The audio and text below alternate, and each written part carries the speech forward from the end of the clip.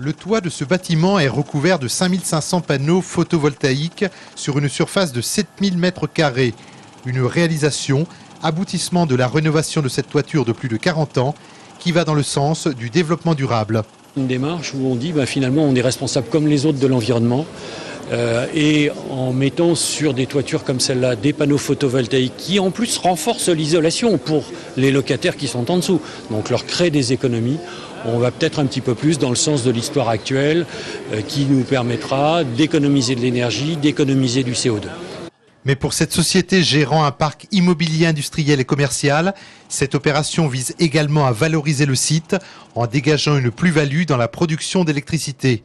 Et pour optimiser le rendement, un système innovant mis en place par une société américaine a été choisi. Cette technologie, c'est de l'électronique embarquée. C'est une technologie qui se résout dans un boîtier qu'on met qu'on connecte à chacun des panneaux photovoltaïques. Avec un panneau qui, dans une série de panneaux, marche moins bien que les autres, il va réduire la puissance de l'installation totale.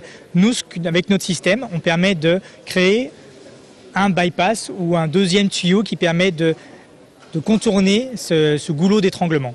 Une technologie qui permet également de gérer la centrale à distance et de couper le courant à la sortie de chacun des panneaux pour une intervention des pompiers par exemple.